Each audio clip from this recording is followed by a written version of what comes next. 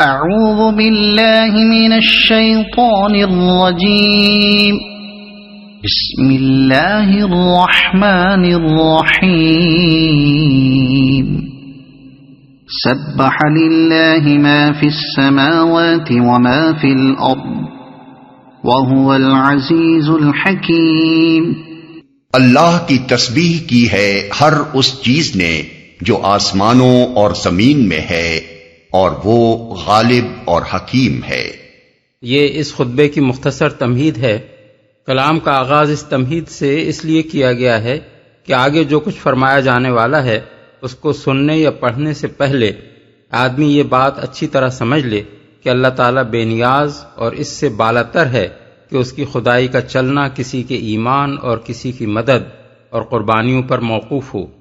وہ اگر ایمان لانے والوں کو ایمان میں خلوص اختیار کرنے کی تلقین کرتا ہے اور ان سے کہتا ہے کہ صداقت کا بول بالا کرنے کے لیے جان و مال سے جہاد کرو، تو یہ سب کچھ ان کے اپنے ہی بھلے کے لیے ہے، ورنہ اس کے ارادے اس کے اپنے ہی زور اور اس کی اپنی ہی تدبیر سے پورے ہو کر رہتے ہیں۔ خواہ کوئی بندہ ان کی تکمیل میں ذرہ برابر بھی سعی نہ کرے، بلکہ ساری دنیا مل کر ان کی مزاحمت پر تل جائے۔ یا ایھا الذین آمنوا لم تقولون ما لا تفعلون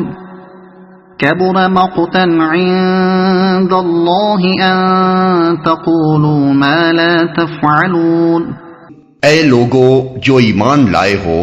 تم کیوں وہ بات کہتے ہو جو کرتے نہیں ہو؟ اللہ کے نزدیک یہ سخت ناپسندیدہ حرکت ہے کہ تم کہو وہ بات جو کرتے نہیں۔ اس ارشاد کا ایک مدعا تو عام ہے جو اس کے الفاظ سے ظاہر ہو رہا ہے، اور ایک مدعا خاص ہے جو بعد والی آیت کو اس کے ساتھ ملا کر پڑھنے سے معلوم ہوتا ہے۔ پہلا مدعا یہ ہے کہ ایک سچے مسلمان کے قول اور عمل میں مطابقت ہونی چاہیے، جو کچھ کہے اسے کر کے دکھائے، اور کرنے کی نیت یا ہمت نہ ہو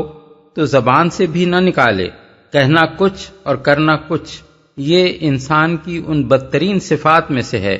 جو اللہ تعالیٰ کی نگاہ میں نہایت مبغوض ہیں۔ کجا کہ ایک ایسا شخص اس اخلاقی عیب میں مبتلا ہو جو اللہ پر ایمان رکھنے کا دعویٰ کرتا ہو۔ نبی صلی اللہ علیہ وسلم نے تصریح فرمائی ہے کہ کسی شخص میں اس صفت کا پایا جانا ان علامات میں سے ہے جو ظاہر کرتی ہیں کہ وہ مومن نہیں بلکہ منافق ہے۔ ایک حدیث میں ہے کہ آپ نے فرمایا آیت المنافق ثلاث، زاد مسلم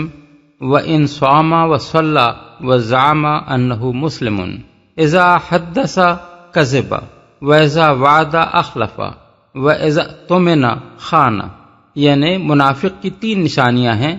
اگرچہ وہ نماز پڑھتا ہو اور روزہ رکھتا ہو اور مسلمان ہونے کا دعویٰ کرتا ہو، یہ کہ جب بولے تو جھوٹ بولے، اور جب وعدہ کرے تو اس کی خلاف ورزی کرے، اور جب کوئی امانت اس کے سپرد کی جائے تو اس میں خیانت کر گزرے۔ بخاری و مسلم۔ ایک اور حدیث میں آپ کا ارشاد ہے اربع من کن فیہ کان منافقا خالصا ومن کانت فیہ خصلۃ منہن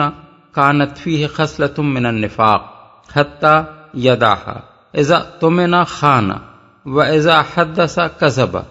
وَإِذَا عَاهَدَ غَدَرَ وَإِذَا خَاصَمَ فَجَرَ۔ یعنی 4 صفتیں ایسی ہیں کہ جس شخص میں وہ چاروں پائی جائیں وہ خالص منافق ہے، اور جس میں کوئی ایک صفت ان میں سے پائی جائے اس کے اندر نفاق کی ایک خصلت ہے جب تک کہ وہ اسے چھوڑ نہ دے۔ یہ کہ جب امانت اس کے سپرد کی جائے تو اس میں خیانت کرے، اور جب بولے تو جھوٹ بولے، اور جب عہد کرے تو اس کی خلاف ورزی کر جائے، اور جب لڑے تو اخلاق و دیانت کی حدیں توڑ ڈالے۔ فقہاء اسلام کا اس بات پر قریب قریب اتفاق ہے کہ کوئی شخص اگر اللہ تعالیٰ سے کوئی عہد کرے، مثلا کسی چیز کی نظر مانے، یا بندوں سے کوئی معاہدہ کرے، یا کسی سے کوئی وعدہ کرے، تو اسے وفا کرنا لازم ہے، الا یہ کہ وہ کام بجائے خود گناہ ہو جس کا اس نے عہد یا وعدہ کیا ہو۔ اور گناہ ہونے کی صورت میں وہ فعل تو نہیں کرنا چاہیے جس کا عہد یا وعدہ کیا گیا ہے، لیکن اس کی پابندی سے آزاد ہونے کے لیے کفارہ یمین ادا کرنا چاہیے، جو سورہ مائدہ آیت 89 میں بیان کیا گیا ہے۔ احکام القرآن للجساس و ابن عربی، یہ تو ہے ان آیات کا عام مدعا۔ رہا وہ خاص مدعا جس کے لیے اس موقع پر یہ آیات ارشاد فرمائی گئی ہیں، تو وہ بعد والی آیت کو ان کے ساتھ ملا کر پڑھنے سے معلوم ہوتا ہے۔ مقصود ان لوگوں کو ملامت کرنا ہے جو اسلام کے لیے سرفروشی و جانبازی کے لمبے چوڑے وعدے کرتے تھے، مگر جب آزمائش کا وقت آتا تھا تو بھاگ نکلتے تھے۔ ضعیف الایمان لوگوں کی اس کمزوری پر قرآن مجید میں کئی جگہ گرفت کی گئی ہے۔ مثلا سورہ نساء آیت 77 میں فرمایا، تم نے ان لوگوں کو بھی دیکھا جن سے کہا گیا تھا کہ اپنے ہاتھ روکے رکھو اور نماز قائم کرو اور زکوٰۃ دو، اب جو انہیں لڑائی کا حکم دیا گیا تو ان میں سے ایک فریق کا حال یہ ہے کہ لوگوں سے ایسا ڈر رہے ہیں جیسے خدا سے ڈرنا چاہیے، یا اس سے بھی کچھ بڑھ کر کہتے ہیں، خدایا یہ ہم پر لڑائی کا حکم کیوں لکھ دیا، کیوں نہ ہمیں ابھی کچھ اور مہلت دی۔ اور سورہ محمد آیت 20 میں فرمایا، جو لوگ ایمان لائے ہیں وہ کہہ رہے تھے کہ کوئی صورت کیوں نہیں نازل کی جاتی جس میں جنگ کا حکم دیا جائے، مگر جب ایک محکم صورت نازل کر دی گئی جس میں جنگ کا ذکر تھا تو تم نے دیکھا کہ جن کے دلوں میں بیماری تھی وہ تمہاری طرف اس طرح دیکھ رہے ہیں جیسے کسی پر موت چھا گئی ہو۔ جنگ احد کے موقع پر یہ کمزوریاں خاص طور پر نمایاں ہو کر سامنے آئیں، جن کی طرف سورہ آل عمران میں 13ویں رکوع سے 17ویں رکوع تک مسلسل اشارات کیے گئے ہیں۔ مفسرین نے ان آیات کی شان نزول میں ان کمزوریوں کی مختلف صورتیں بیان کی ہیں جن پر یہاں گرفت کی گئی ہے۔ ابن عباس فرماتے ہیں کہ جہاد فرض ہونے سے پہلے مسلمانوں میں کچھ لوگ تھے جو کہتے تھے کہ کاش ہمیں وہ عمل معلوم ہو جائے جو اللہ کو سب سے زیادہ محبوب ہے تو ہم وہی کریں گے، مگر جب بتایا گیا کہ وہ عمل ہے جہاد تو ان پر اپنی اس بات کو پورا کرنا بہت شاق ہو گیا۔ مقاتل بن حیان کہتے ہیں کہ احد کی جنگ میں ان لوگوں کو آزمائش سے سابقہ پیش آیا اور یہ حضور کو چھوڑ کر بھاگ نکلے۔ ابن زید کہتے ہیں کہ بہت سے لوگ نبی صلی اللہ علیہ وسلم کو یقین دلاتے تھے کہ آپ کو دشمنوں کے مقابلے کے لیے نکلنا پڑا تو ہم آپ کے ساتھ نکلیں گے، مگر جب وقت آیا تو ان کے وعدے جھوٹے نکلے۔ قتادہ اور ضحاک کہتے ہیں کہ بعض لوگ جنگ میں شریک ہوتے بھی تھے تو کوئی کارنامہ انجام نہ دیتے تھے، مگر آ کر یہ ڈینگے مارتے تھے کہ ہم یوں لڑے اور ہم نے یوں مارا۔ ایسے ہی لوگوں کو اللہ تعالیٰ نے ان آیات میں ملامت کی ہے۔ ان اللہ يحب الذین یقاتلون فی سبیلہ صفا کأنہم بنیان مرصوص۔ اللہ کو تو پسند وہ لوگ ہیں جو اس کی راہ میں اس طرح صف بستہ ہو کر لڑتے ہیں گویا کہ وہ ایک سیسا پلائی ہوئی دیوار ہیں۔ اس سے اول تو یہ معلوم ہوا کہ اللہ تعالیٰ کی خوشنودی سے وہی اہل ایمان سرفراز ہوتے ہیں جو اس کی راہ میں جان لڑانے اور خطرے سہنے کے لیے تیار ہوں۔ دوسری بات یہ معلوم ہوئی کہ اللہ کو جو فوج پسند ہے اس میں 3 صفات پائی جانی چاہیے۔ ایک یہ کہ وہ خوب سوچ سمجھ کر اللہ کی راہ میں لڑے اور کسی ایسی راہ میں نہ لڑے جو فی سبیل اللہ کی تعریف میں نہ آتی ہو۔ دوسری یہ کہ وہ بدنظمی و انتشار میں مبتلا نہ ہو بلکہ مضبوط تنظیم کے ساتھ صف بستہ ہو کر لڑے۔ تیسری یہ کہ دشمنوں کے مقابلے میں اس کی کیفیت سیسا پلائی ہوئی دیوار کسی ہو۔ پھر یہ آخری صفت بجائے خود اپنے اندر معنی کی ایک دنیا رکھتی ہے۔ کوئی فوج اس وقت تک میدان جنگ میں سیسا پلائی ہوئی دیوار کے مانند کھڑی نہیں ہو سکتی جب تک اس میں حسب ذیل صفات پیدا نہ ہو جائیں۔ عقیدے اور مقصد میں کامل اتفاق جو اس کے سپاہیوں اور افسروں کو آپس میں پوری طرح متحد کر دے، ایک دوسرے کے خلوص پر اعتماد جو کبھی اس کے بغیر پیدا نہیں ہو سکتا کہ سب فی الواقع اپنے مقصد میں مخلص اور ناپاک اغراض سے پاک ہوں، ورنہ جنگ جیسی سخت آزمائش کسی کا کوٹ چھپا نہیں رہنے دیتی، اور اعتماد ختم ہو جائے تو فوج کے افراد ایک دوسرے پر بھروسہ کرنے کے بجائے الٹا ایک دوسرے پر شک کرنے لگتے ہیں۔ اخلاق کا ایک بلند معیار جس سے اگر فوج کے افسر اور سپاہی نیچے گر جائیں تو ان کے دلوں میں نہ ایک دوسرے کی محبت پیدا ہو سکتی ہے، نہ عزت، اور نہ وہ آپس میں متصادم ہونے سے بچ سکتے ہیں۔ اپنے مقصد کا ایسا عشق اور اسے حاصل کرنے کا ایسا پختہ عزم جو پوری فوج میں سرفروشی و جانبازی کا ناقابل تسخیر جذبہ پیدا کر دے، اور وہ میدان جنگ میں واقعی سیسا پلائی ہوئی دیوار کی طرح ڈٹ جائے۔ یہی تھیں وہ بنیادیں جن پر نبی صلی اللہ علیہ وسلم کی قیادت میں ایک ایسی زبردست عسکری تنظیم اٹھی جس سے ٹکرا کر بڑی بڑی قوتیں پاش پاش ہو گئیں، اور صدیوں تک دنیا کی کوئی طاقت اس کے سامنے نہ ٹھہر سکی۔ وَإِذْ قَالَ مُوسَى لِقَوْمِهِ يَا قَوْمِ لِمَ تُؤْذُونَنِي وَقَدْ تَعْلَمُونَ أَنِّي رَسُولُ اللَّهِ إِلَيْكُمْ فَلَمَّا زَاغُوا أَزَاغَ اللَّهُ قُلُوبَهُمْ وَاللَّهُ لَا يَهْدِي الْقَوْمَ الْفَاسِقِينَ۔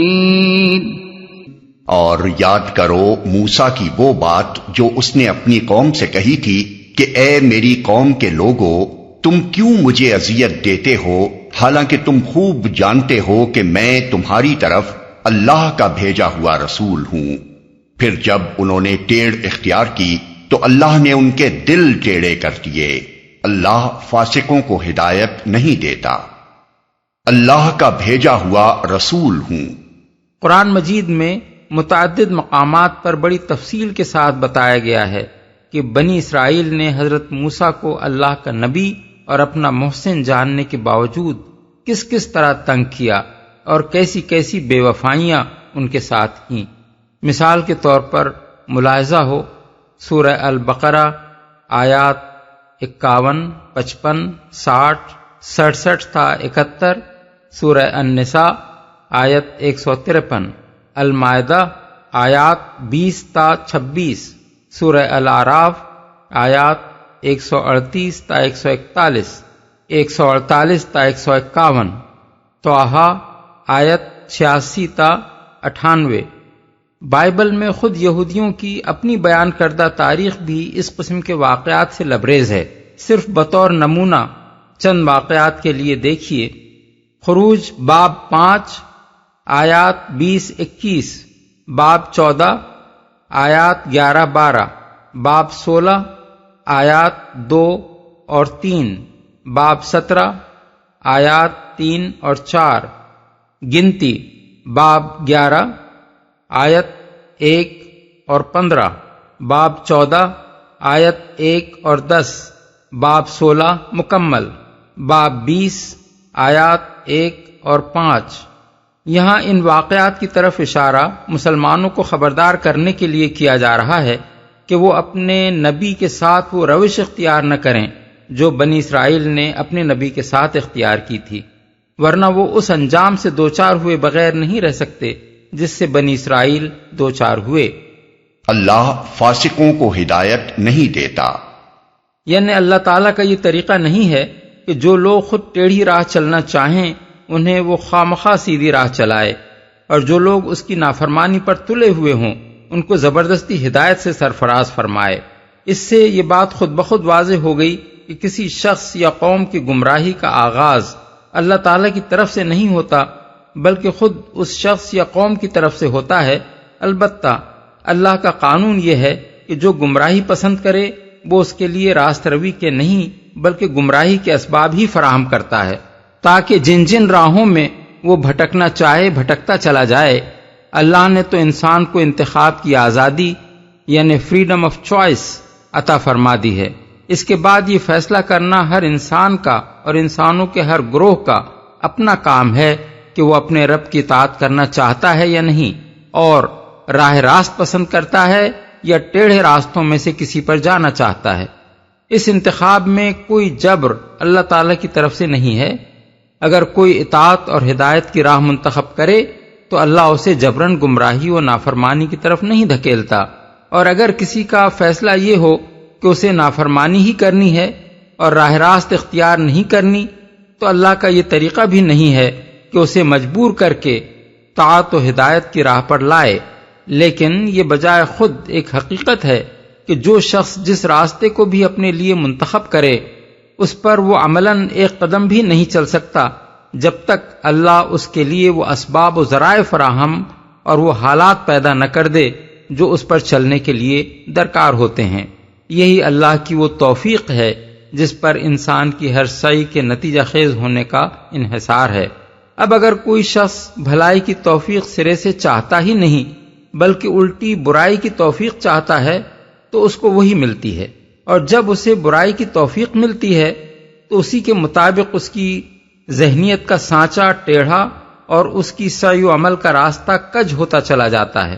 یہاں تک کہ رفتہ رفتہ اس کے اندر سے بھلائی کو قبول کرنے کی صلاحیت بالکل ختم ہو کر رہ جاتی ہے۔ یہی معنی ہے اس ارشاد کے کہ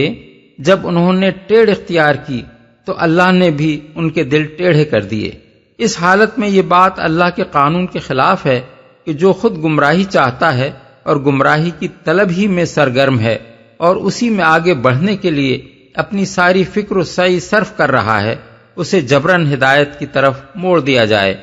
کیونکہ ایسا کرنا اس آزمائش اور امتحان کے منشا کو فوت کر دے گا جس کے لیے دنیا میں انسان کو انتخاب کی آزادی دی گئی ہے۔ اور اس طرح کی ہدایت پا کر اگر آدمی سیدھا چلے تو کوئی معقول وجہ نہیں ہے کہ اس پر وہ کسی اجر اور جزائے خیر کا مستحق ہو، بلکہ اس صورت میں تو جسے زبردستی ہدایت نہ ملی ہو اور اس بنا پر وہ گمراہی میں پڑا رہ گیا ہو وہ بھی کسی سزا کا مستحق نہیں ہونا چاہیے،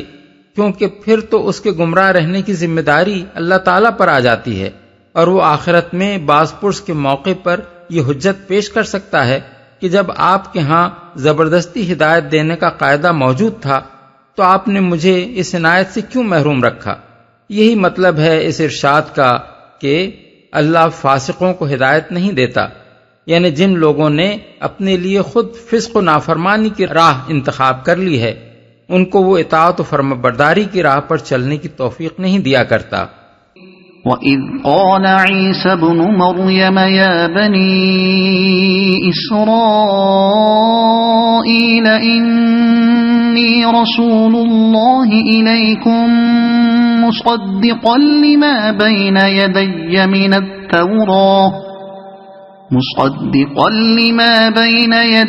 مِنَ التَّوْرَاةِ وَمُبَشِّرًا بِرَسُولٍ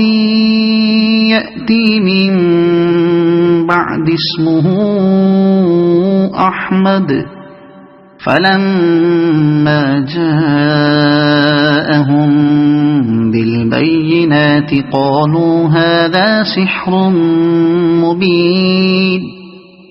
اور یاد کرو عیسیٰ ابن مریم کی وہ بات جو اس نے کہی تھی کہ اے بنی اسرائیل، میں تمہاری طرف اللہ کا بھیجا ہوا رسول ہوں، تصدیق کرنے والا ہوں اس تورات کی جو مجھ سے پہلے آئی ہوئی موجود ہے، اور بشارت دینے والا ہوں ایک رسول کی جو میرے بعد آئے گا جس کا نام احمد ہوگا۔ مگر جب وہ ان کے پاس کھلی کھلی نشانیاں لے کر آیا تو انہوں نے کہا یہ تو صریح دھوکہ ہے۔ اور یاد کرو، یہ بنی اسرائیل کی دوسری نافرمانی کا ذکر ہے۔ ایک نافرمانی وہ تھی جو انہوں نے اپنے دور عروج کے آغاز میں کی، اور دوسری نافرمانی یہ ہے جو اس دور کے آخری اور قطعی اختتام پر انہوں نے کی، جس کے بعد ہمیشہ ہمیشہ کے لیے ان پر خدا کی پھٹکار پڑ گئی۔ مدعا ان دونوں واقعات کو بیان کرنے کا یہ ہے کہ مسلمانوں کو خدا کے رسول کے ساتھ بنی اسرائیل کا سا طرز عمل اختیار کرنے کے نتائج سے خبردار کیا جائے۔ مجھ سے پہلے آئی ہوئی موجود ہے۔ اس فقرے کے 3 معنی ہیں اور تینوں صحیح ہیں۔ ایک یہ کہ میں کوئی الگ و نرالا دین نہیں لایا ہوں، بلکہ وہی دین لایا ہوں جو موسیٰ علیہ السلام لائے تھے۔ میں تورات کی تردید کرتا ہوا نہیں آیا ہوں، بلکہ اس کی تصدیق کر رہا ہوں، جس طرح ہمیشہ سے خدا کے رسول اپنے سے پہلے آئے ہوئے رسولوں کی تصدیق کرتے رہے ہیں۔ لہذا کوئی وجہ نہیں کہ تم میری رسالت کو تسلیم کرنے میں تامل کرو۔ دوسرے معنی یہ ہیں کہ میں ان بشارتوں کا مصداق ہوں جو میری آمد کے متعلق تورات میں موجود ہیں، لہذا بجائے اس کے کہ تم میری مخالفت کرو، تمہیں تو اس بات کا خیر مقدم کرنا چاہیے کہ جس کے آنے کی خبر پچھلے انبیاء نے دی تھی وہ آ گیا، اور اس فقرے کو بعد والے فقرے کے ساتھ ملا کر پڑھنے سے تیسرے معنی یہ نکلتے ہیں کہ میں اللہ کے رسول احمد صلی اللہ علیہ وسلم کی آمد کے متعلق تورات کی دی ہوئی بشارت کی تصدیق کرتا ہوں اور خود بھی ان کے آنے کی بشارت دیتا ہوں۔ اس تیسرے معنی کے لحاظ سے حضرت عیسیٰ علیہ السلام کے اس قول کا اشارہ اس بشارت کی طرف ہے جو رسول اللہ صلی اللہ علیہ وسلم کے متعلق حضرت موسیٰ علیہ السلام نے اپنی قوم کو خطاب کرتے ہوئے دی تھی۔ اس میں وہ فرماتے ہیں، خداوند تیرا خدا تیرے لیے تیرے ہی درمیان سے یعنی تیرے ہی بھائیوں میں سے میری مانند ایک نبی برپا کرے گا، تم اس کی سننا، یہ تیری اس درخواست کے مطابق ہوگا جو تو نے خداوند اپنے خدا سے مجمع کے دن حورب میں کی تھی کہ مجھ کو نہ تو خداوند اپنے خدا کی آواز پھر سننی پڑے اور نہ ایسی بڑی آگ ہی کا نظارہ ہو تاکہ میں مر نہ جاؤں، اور خداوند نے مجھ سے کہا کہ وہ جو کچھ کہتے ہیں سو ٹھیک کہتے ہیں، میں ان کے لیے انہی کے بھائیوں میں سے تیری مانند ایک نبی برپا کروں گا اور اپنا کلام اس کے منہ میں ڈالوں گا، اور جو کچھ میں اسے حکم دوں گا وہی وہ ان سے کہے گا، اور جو کوئی میری ان باتوں کو جن کو وہ میرا نام لے کر کہے گا نہ سنے تو میں ان کا حساب اس سے لوں گا۔ استثناء باب 18 آیات 15 تا 19۔ یہ تورات کی صریح پیشین گوئی ہے جو محمد صلی اللہ علیہ وسلم کے سوا کسی اور پر چسپاں نہیں ہو سکتی۔ اس میں حضرت موسیٰ اپنی قوم کو اللہ تعالیٰ کا یہ ارشاد سنا رہے ہیں کہ میں تیرے لیے تیرے بھائیوں میں سے ایک نبی برپا کروں گا۔ ظاہر ہے کہ قوم کے بھائیوں سے مراد خود اسی قوم کا کوئی قبیلہ یا خاندان نہیں ہو سکتا، بلکہ کوئی دوسری ایسی قوم ہی ہو سکتی ہے جس کے ساتھ اس کا قریبی نسلی رشتہ ہو۔ اگر مراد خود بنی اسرائیل میں سے کسی نبی کی آمد ہوتی تو الفاظ یہ ہوتے کہ میں تمہارے لیے خود تم ہی میں سے ایک نبی برپا کروں گا، لہذا بنی اسرائیل کے بھائیوں سے مراد لامحالہ بنی اسماعیل ہی ہو سکتے ہیں جو حضرت ابراہیم کی اولاد ہونے کی بنا پر ان کے نسبی رشتہ دار ہیں۔ مزید برآں اس پیشین گوئی کا مصداق بنی اسرائیل کا کوئی نبی اس وجہ سے بھی نہیں ہو سکتا کہ حضرت موسیٰ کے بعد بنی اسرائیل میں کوئی ایک نبی نہیں، بہت سارے نبی آئے ہیں جن کے ذکر سے بائبل بھری پڑی ہے۔ دوسری بات، اس بشارت میں یہ فرمائی گئی ہے کہ جو نبی برپا کیا جائے گا وہ حضرت موسیٰ کے مانند ہوگا۔ اس سے مراد ظاہر ہے کہ شکل و صورت یا حالات زندگی میں مشابہ ہونا تو نہیں ہے، کیونکہ اس لحاظ سے کوئی فرد بھی کسی دوسرے فرد کے مانند نہیں ہوا کرتا، اور اس سے مراد محض وصف نبوت میں مماثلت بھی نہیں ہے، کیونکہ یہ وصف ان تمام انبیاء میں مشترک ہے جو حضرت موسیٰ کے بعد آئے ہیں۔ اس لیے کسی ایک نبی کی یہ خصوصیت نہیں ہو سکتی کہ وہ اس وصف میں ان کے مانند ہو۔ پس ان دونوں پہلوؤں سے مشابہت کے خارج از بحث ہو جانے کے بعد کوئی اور وجہ مماثلت جس کی بنا پر آنے والے ایک نبی کی تخصیص قابل فہم ہو، اس کے سوا نہیں ہو سکتی کہ وہ نبی ایک مستقل شریعت لانے کے اعتبار سے حضرت موسیٰ کے مانند ہو، اور یہ خصوصیت محمد صلی اللہ علیہ وسلم کے سوا کسی میں نہیں پائی جاتی، کیونکہ آپ سے پہلے بنی اسرائیل میں جو نبی بھی آئے تھے وہ شریعت موسوی کے پیرو تھے، ان میں سے کوئی بھی ایک مستقل شریعت لے کر نہ آیا تھا۔ اس تعبیر کو مزید تقویت پیشین گوئی کے ان الفاظ سے ملتی ہے کہ یہ تیری یعنی بنی اسرائیل کی اس درخواست کے مطابق ہوگا جو تو نے خداوند اپنے خدا سے مجمع کے دن حورب میں کی تھی کہ مجھ کو نہ تو خداوند اپنے خدا کی آواز پھر سننی پڑے اور نہ ایسی بڑی آگ ہی کا نظارہ ہو تاکہ میں مر نہ جاؤں، اور خداوند نے مجھ سے کہا کہ وہ جو کچھ کہتے ہیں ٹھیک کہتے ہیں، میں ان کے لیے انہی کے بھائیوں میں سے تیری مانند ایک نبی برپا کروں گا اور اپنا کلام اس کے منہ میں ڈالوں گا۔ اس عبارت میں حورب سے مراد وہ پہاڑ ہے جہاں حضرت موسیٰ علیہ السلام کو پہلی مرتبہ احکام شریعت دیے گئے تھے،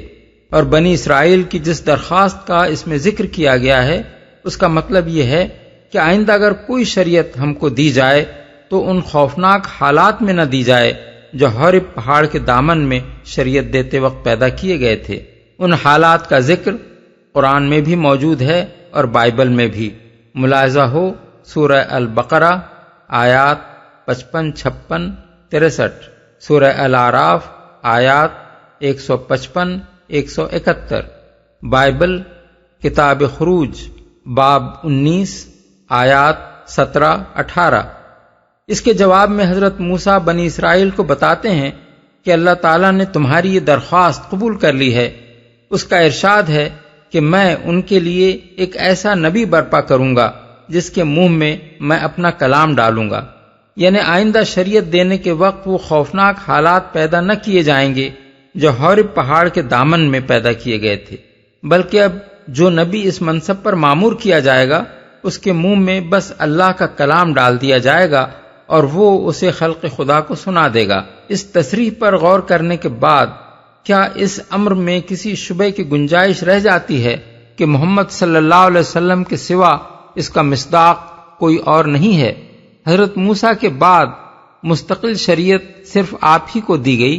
اس کے عطا کرنے کے وقت کوئی ایسا مجمع نہیں ہوا جیسا حورب پہاڑ کے دامن میں بنی اسرائیل کا ہوا تھا، اور کسی وقت بھی احکام شریعت دینے کے موقع پر وہ حالات پیدا نہیں کیے گئے جو وہاں پیدا کیے گئے تھے۔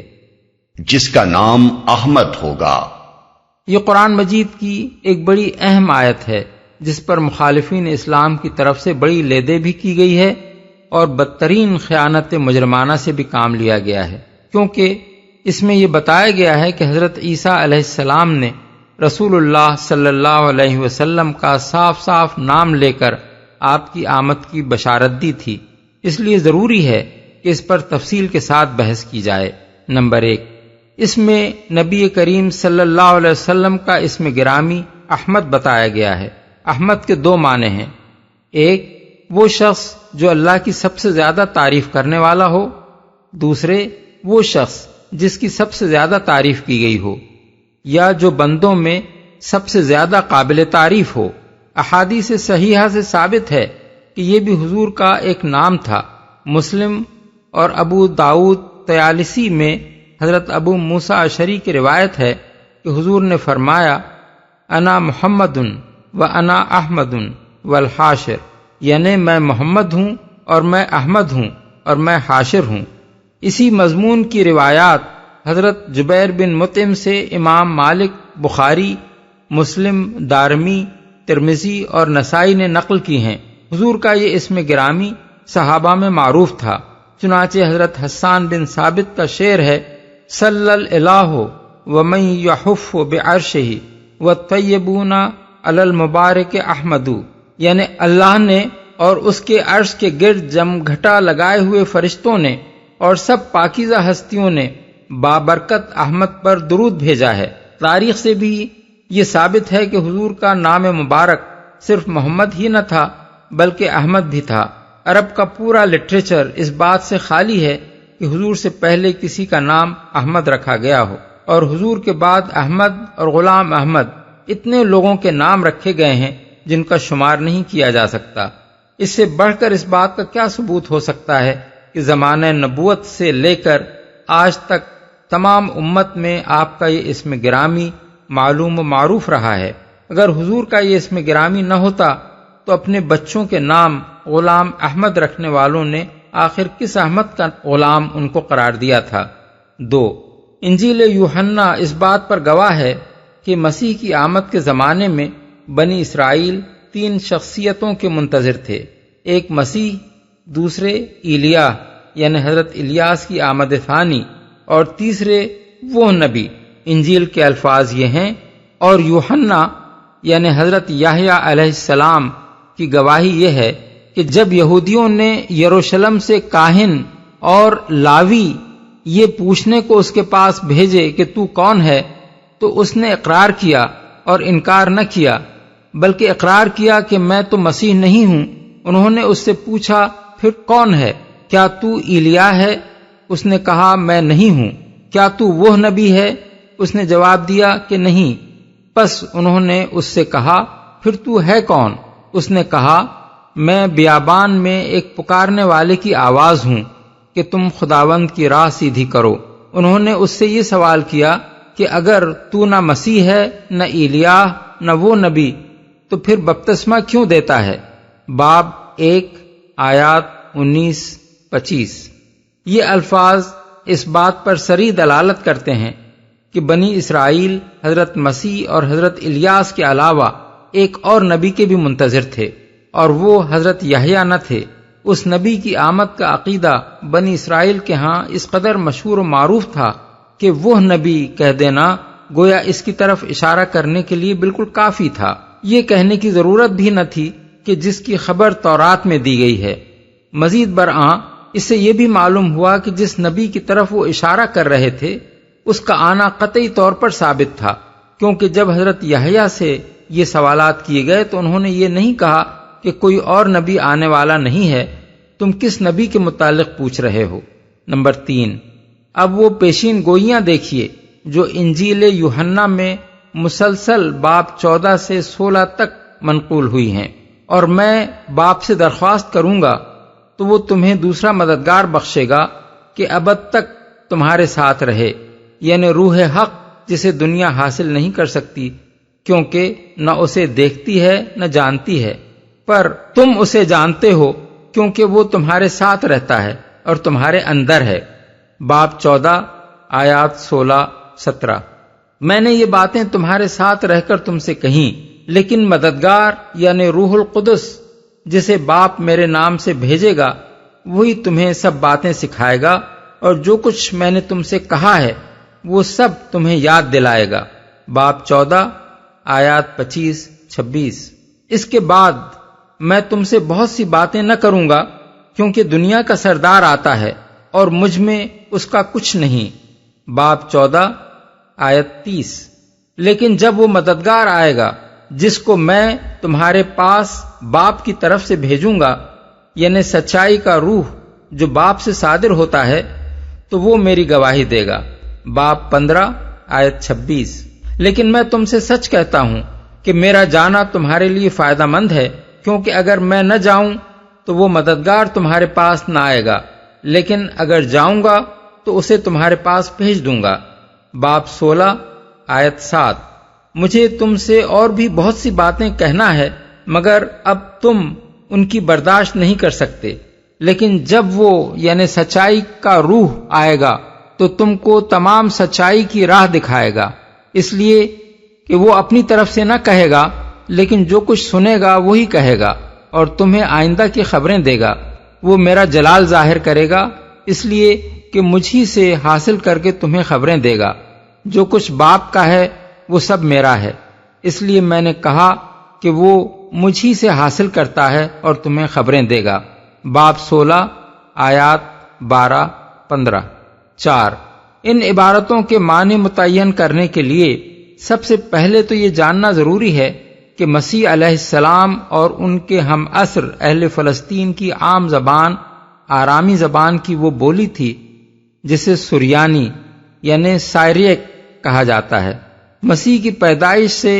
200-250 برس پہلے ہی سلوقی یعنی سیلوسائڈ اقتدار کے زمانے میں اس علاقے سے عبرانی رخصت ہو چکی تھی اور سریانی نے اس کی جگہ لے لی تھی۔ اگرچہ سلوقی اور پھر رومی سلطنتوں کے اثر سے یونانی زبان بھی اس علاقے میں پہنچ گئی تھی، مگر وہ صرف اس طبقے تک محدود رہی جو سرکار دربار میں رسائی پا کر یا رسائی حاصل کرنے کی خاطر یونانیت زدہ ہو گیا تھا۔ فلسطین کے عام لوگ سریانی کی ایک خاص بولی یعنی ڈائلیکٹ استعمال کرتے تھے، جس کے لہجے اور تلفظات اور محاورات دمشق کے علاقے میں بولی جانے والی سریانی سے مختلف تھے، اور اس ملک کے عوام یونانی سے اس قدر ناواقف تھے کہ جب سن 70 عیسوی میں یروشلم پر قبضہ کرنے کے بعد رومی جنرل تیتوس یعنی ٹائٹس نے اہل یروشلم کو یونانی میں خطاب کیا تو اس کا ترجمہ سریانی زبان میں کرنا پڑا۔ اس سے یہ بات خود بخود ظاہر ہوتی ہے کہ حضرت مسیح نے اپنے شاگردوں سے جو کچھ کہا تھا وہ لامحالہ سریانی زبان ہی میں ہوگا۔ دوسری بات یہ جاننی ضروری ہے کہ بائبل کی 4 انجیلیں ان یونانی بولنے والے عیسائیوں کی لکھی ہوئی ہیں جو حضرت عیسیٰ کے بعد اس مذہب میں داخل ہوئے تھے۔ ان تک حضرت عیسیٰ علیہ السلام کے اقوال و اعمال کی تفصیلات سریانی بولنے والے عیسائیوں کے ذریعے سے کسی تحریر کی صورت میں نہیں بلکہ زبانی روایات کی شکل میں پہنچی تھیں، اور ان سریانی روایات کو انہوں نے اپنی زبان میں ترجمہ کر کے درج کیا تھا۔ ان میں سے کوئی انجیل بھی سن 70 عیسوی سے پہلے کی لکھی ہوئی نہیں ہے، اور انجیل یوحنا تو حضرت عیسیٰ کے 1 صدی بعد غالباً ایشیائے کوچک کے شہر افسس میں لکھی گئی ہے۔ مزید یہ کہ ان انجیلوں کا بھی کوئی اصل نسخہ اس یونانی زبان میں محفوظ نہیں ہے جس میں ابتداً یہ لکھی گئی تھیں۔ مطبعے کی ایجاد سے پہلے کے جتنے یونانی مسودات جگہ جگہ سے حاصل کر کے جمع کیے گئے ہیں ان میں سے کوئی بھی 4 صدی سے پہلے کا نہیں ہے، اس لیے یہ کہنا مشکل ہے کہ 3 صدیوں کے دوران میں ان کے اندر کیا کچھ رد و بدل ہوئے ہوں گے۔ اس معاملے کو جو چیز خاص طور پر مشتبہ بنا دیتی ہے وہ یہ ہے کہ عیسائی اپنی انجیلوں میں اپنی پسند کے مطابق دانستہ تغیر و تبدل کرنے کو بالکل جائز سمجھتے رہے ہیں۔ انسائکلوپیڈیا بریٹانیکا ایڈیشن سن 1946 کے مضمون بائبل کا مصنف لکھتا ہے، اناجیل میں ایسے نمایاں تغیرات دانستہ کیے گئے ہیں جیسے مثلاً بعض پوری عبارتوں کو کسی دوسرے ماخذ سے لے کر کتاب میں شامل کر دینا۔ یہ تغیرات صریحاً کچھ ایسے لوگوں نے بالقصد کیے ہیں جنہیں اصل کتاب کے اندر شامل کرنے کے لیے کہیں سے کوئی مواد مل گیا، اور وہ اپنے آپ کو اس کا مجاز سمجھتے رہے کہ کتاب کو بہتر یا زیادہ مفید بنانے کے لیے اس کے اندر اپنی طرف سے اس مواد کا اضافہ کر دیں۔ بہت سے اضافے 2 صدی ہی میں ہو گئے تھے اور کچھ نہیں معلوم کہ ان کا ماخذ کیا تھا۔ اس صورتحال میں قطعی طور پر یہ کہنا بہت مشکل ہے کہ انجیلوں میں حضرت عیسیٰ علیہ السلام کے جو اقوال ہمیں ملتے ہیں وہ بالکل ٹھیک نقل ہوئے ہیں اور ان کے اندر کوئی رد و بدل نہیں ہوا ہے۔ تیسری اور نہایت اہم بات یہ ہے کہ مسلمانوں کی فتح کے بعد بھی تقریباً 3 صدیوں تک فلسطین کے عیسائی باشندوں کی زبان سریانی رہی، اور کہیں 9ویں صدی عیسوی میں جا کر عربی زبان نے اس کی جگہ لی۔ ان سریانی بولنے والے اہل فلسطین کے ذریعے سے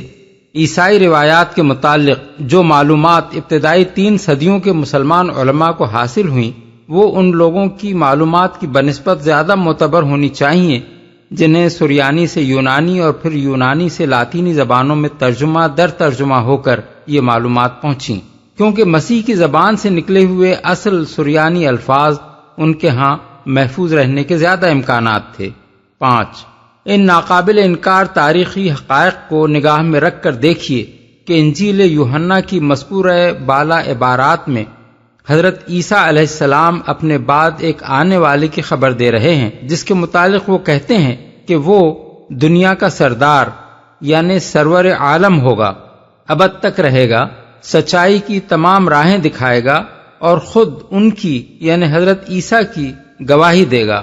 یوحنا کی ان عبارتوں میں روح القدس اور سچائی کی روح وغیرہ الفاظ شامل کر کے مدعا کو خفت کرنے کی پوری کوشش کی گئی ہے، مگر اس کے باوجود ان سب عبارتوں کو اگر غور سے پڑھا جائے تو صاف معلوم ہوتا ہے کہ جس آنے والے کی خبر دی گئی ہے وہ کوئی روح نہیں بلکہ کوئی انسان اور خاص شخص ہے جس کی تعلیم عالمگیر، ہماگیر اور قیامت تک باقی رہنے والی ہوگی۔ اس شخص خاص کے لیے اردو ترجمے میں مددگار کا لفظ استعمال کیا گیا ہے، اور یوحنا کی اصل انجیل میں یونانی زبان کا جو لفظ استعمال کیا گیا تھا اس کے بارے میں عیسائیوں کو اصرار ہے کہ وہ پیراکلیٹس تھا، مگر اس کے معنی متعین کرنے میں خود عیسائی علماء کو سخت زحمت پیش آئی ہے۔ اصل یونانی زبان میں پیراکلیٹ کے کئی معنی ہیں: کسی جگہ کی طرف بلانا، مدد کے لیے پکارنا، انذار و تنبیہ، ترغیب، اکسانا، التجا کرنا، دعا مانگنا۔ پھر یہ لفظ ہیلینی مفہوم میں یہ معنی دیتا ہے تسلی دینا، تسکین بخشنا، ہمت افزائی کرنا۔ بائبل میں اس لفظ کو جہاں جہاں استعمال کیا گیا ہے ان سب مقامات پر اس کے کوئی معنی بھی ٹھیک نہیں بیٹھتے۔ اورائجن نے کہیں اس کا ترجمہ کنسولیٹر کیا ہے اور کہیں ڈیپریکیٹر، مگر دوسرے مفسرین نے ان دونوں ترجموں کو رد کر دیا، کیونکہ اول تو یہ یونانی گرامر کے لحاظ سے صحیح نہیں ہے، دوسرے تمام عبارتوں میں جہاں یہ لفظ آیا ہے یہ معنی نہیں چلتے۔ بعض اور مترجمین نے اس کا ترجمہ ٹیچر کیا ہے، مگر یونانی زبان کے استعمالات سے یہ معنی بھی اخذ نہیں کیے جا سکتے۔ ترتولیان اور آگسٹائن نے لفظ آووکیٹ کو ترجیح دی ہے، اور بعض اور لوگوں نے اسسٹنٹ اور کمفرٹر اور کنسولر وغیرہ الفاظ استعمال کیے ہیں۔ ملاحظہ ہو سائیکلوپیڈیا آف ببلیکل لٹریچر لفظ پیراکلیٹیس۔ اب دلچسپ بات یہ ہے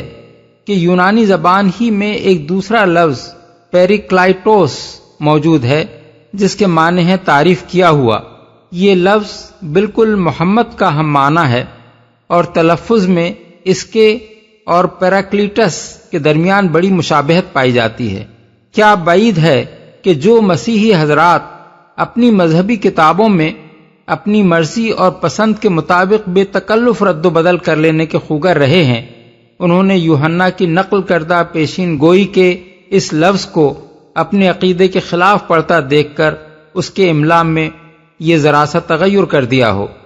اس کی پڑتال کرنے کے لیے یوحنا کی لکھی ہوئی ابتدائی یونانی انجیل بھی کہیں موجود نہیں ہے جس سے یہ تحقیق کیا جا سکے کہ وہاں ان دونوں الفاظ میں سے دراصل کون سا لفظ استعمال کیا گیا تھا۔ 7 لیکن فیصلہ اس پر بھی موقوف نہیں ہے کہ یوحنا نے یونانی زبان میں دراصل کون سا لفظ لکھا تھا، کیونکہ بہرحال وہ بھی ترجمہ ہی تھا، اور حضرت مسیح کی زبان جیسا کہ اوپر ہم بیان کر چکے ہیں فلسطین کی سریانی تھی، اس لیے انہوں نے اپنی بشارت میں جو لفظ استعمال کیا ہوگا وہ لامحالہ کوئی سریانی لفظ ہی ہونا چاہیے۔ خوش قسمتی سے وہ اصل سریانی لفظ ہمیں ابن ہشام کی سیرت میں مل جاتا ہے، اور ساتھ ساتھ یہ بھی اسی کتاب سے معلوم ہو جاتا ہے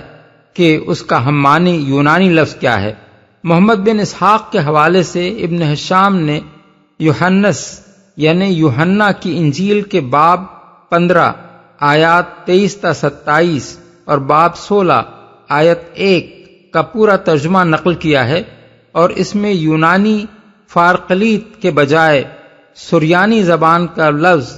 منحمنا استعمال کیا گیا ہے۔ پھر ابن اسحاق یا ابن ہشام نے اس کی تشریح یہ کی ہے کہ منحمنا کے معنی سریانی میں محمد اور یونانی میں برقلیتوس ہیں۔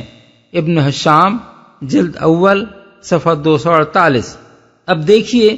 کہ تاریخی طور پر فلسطین کے عام عیسائی باشندوں کی زبان 9ویں صدی عیسوی تک سریانی تھی۔ یہ علاقہ 7ویں صدی کے نصف اول سے اسلامی مقبوضات میں شامل تھا۔ ابن اسحاق نے سن 768 عیسوی میں اور ابن ہشام نے سن 828 عیسوی میں وفات پائی ہے۔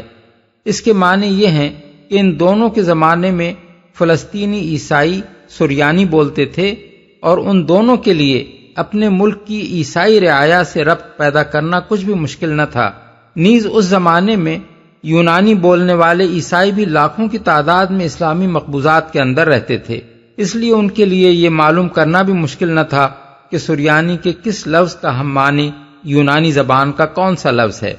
اب اگر ابن اسحاق کے نقل کردہ ترجمے میں سریانی لفظ منحمنا استعمال ہوا ہے اور ابن اسحاق یا ابن ہشام نے اس کی تشریح یہ کی ہے کہ عربی میں اس کا ہم معنی لفظ محمد اور یونانی میں برقلیتوس ہے، تو اس امر میں کسی شک کی گنجائش نہیں رہ جاتی کہ حضرت عیسیٰ نے حضور کا نام مبارک لے کر آپ ہی کے آنے کی بشارت دی تھی۔ اور ساتھ ساتھ یہ بھی معلوم ہو جاتا ہے کہ یوحنا کی یونانی انجیل میں دراصل لفظ پیریکلائٹوس استعمال ہوا تھا، جسے عیسائی حضرات نے بعد میں کسی وقت پیراکلیٹس سے بدل دیا۔ 8 اس سے بھی قدیم تر تاریخی شہادت حضرت عبداللہ بن مسعود کی یہ روایت ہے کہ مہاجرین حبشہ کو جب نجاشی نے اپنے دربار میں بلایا اور حضرت جعفر بن ابی طالب رضی اللہ عنہ سے رسول اللہ صلی اللہ علیہ وسلم کی تعلیمات سنی تو اس نے کہا، مرحباً بکم وبمن جئتم من عنده اشہد انہ رسول اللہ وانہ الذی نجد فی الانجیل وانہ الذی بشر بہ عیسی ابن مریم۔ مسند احمد۔ یعنی مرحبا تم کو اور اس ہستی کو جس کے ہاں سے تم آئے ہو۔ میں گواہی دیتا ہوں کہ وہ اللہ کے رسول ہیں، اور وہی ہیں جن کا ذکر ہم انجیل میں پاتے ہیں، اور وہی ہیں جن کی بشارت عیسیٰ ابن مریم نے دی تھی۔ یہ قصہ احادیث میں خود حضرت جعفر اور حضرت ام سلمہ سے بھی منقول ہوا ہے۔ اس سے نہ صرف یہ ثابت ہوتا ہے کہ 7ویں صدی کے آغاز میں نجاشی کو یہ معلوم تھا کہ حضرت عیسیٰ علیہ السلام ایک نبی کی پیشین گوئی کر گئے ہیں، بلکہ یہ بھی ثابت ہوتا ہے کہ اس نبی کی ایسی صاف نشاندہی انجیل میں موجود تھی جس کی وجہ سے نجاشی کو یہ رائے قائم کرنے میں کوئی تعامل نہ ہوا کہ محمد صلی اللہ علیہ وسلم ہی وہ نبی ہیں۔ البتہ اس روایت سے یہ نہیں معلوم ہوتا کہ حضرت عیسیٰ کی اس بشارت کے متعلق نجاشی کا ذریعہ معلومات یہی انجیل یوحنا تھی یا کوئی اور ذریعہ بھی اس کو جاننے کا اس وقت موجود تھا۔ 9 حقیقت یہ ہے کہ صرف رسول اللہ صلی اللہ علیہ وسلم ہی کے بارے میں حضرت عیسیٰ کی پیشین گوئیوں کو نہیں، خود حضرت عیسیٰ کے اپنے صحیح حالات اور آپ کی اصل تعلیمات کو جاننے کا بھی معتبر ذریعہ وہ 4 انجیلیں نہیں ہیں جن کو مسیحی کلیسا نے معتبر و مسلم اناجیل یعنی کینونیکل گاسپلز قرار دے رکھا ہے، بلکہ اس کا زیادہ قابل اعتماد ذریعہ وہ انجیل برناباس ہے جسے کلیسا غیر قانونی اور مشکوک الصحت یعنی اپوکرائفل کہتا ہے۔ عیسائیوں نے اسے چھپانے کا بڑا اہتمام کیا ہے، صدیوں تک یہ دنیا سے ناپید رہی ہے۔ 16ویں صدی میں اس کے اطالوی ترجمے کا صرف ایک نسخہ پوپ سیکسٹس کی کتب خانے میں پایا جاتا تھا اور کسی کو اس کے پڑھنے کی اجازت نہ تھی۔ 18ویں صدی کے آغاز میں وہ ایک شخص جان ٹولینڈ کے ہاتھ لگا، پھر مختلف ہاتھوں میں گشت کرتا ہوا سن 1738 عیسوی میں ویانا کی امپیریل لائبریری میں پہنچ گیا۔ سن 1907 عیسوی میں اسی نسخے کا انگریزی ترجمہ آکسفورڈ کے کلیرنٹن پریس سے شائع ہو گیا تھا، مگر غالباً اس کی اشاعت کے بعد فوراً ہی عیسائی دنیا میں یہ احساس پیدا ہو گیا کہ یہ کتاب تو اس مذہب کی جڑ ہی کاٹے دے رہی ہے جسے حضرت عیسیٰ کے نام سے منسوب کیا جاتا ہے، اس لیے اس کے مطبوعہ نسخے کسی خاص تدبیر سے غائب کر دیے گئے اور پھر کبھی اس کی اشاعت کی نوبت نہ آ سکی۔ دوسرا ایک نسخہ اسی اطالوی ترجمے سے اسپینی زبان میں منتقل کیا ہوا 18ویں صدی میں پایا جاتا تھا، جس کا ذکر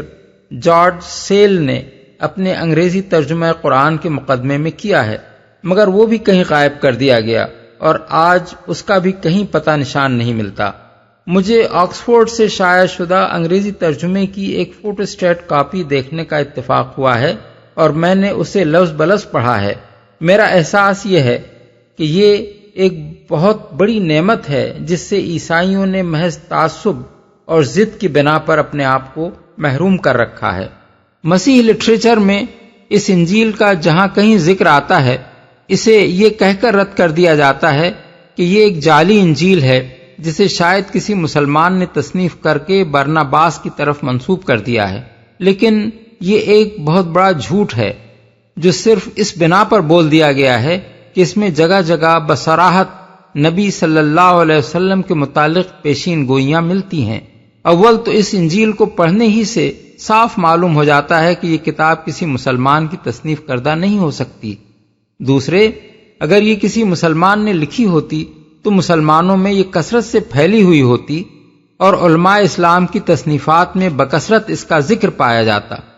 مگر یہاں صورتحال یہ ہے کہ جارج سیل کے انگریزی مقدمہ قرآن سے پہلے مسلمانوں کو سرے سے اس کے وجود تک کا علم نہ تھا۔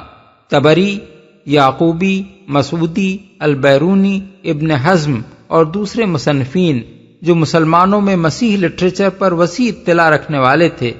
ان میں سے کسی کے ہاں بھی مسیح مذہب پر بحث کرتے ہوئے انجیل برناباس کی طرف اشارہ تک نہیں ملتا۔ دنیا اسلام کے کتب خانوں میں جو کتابیں پائی جاتی تھیں ان کی بہترین فہرستیں ابن ندیم کی الفہرست اور حاجی خلیفہ کی کشف الظنون ہیں،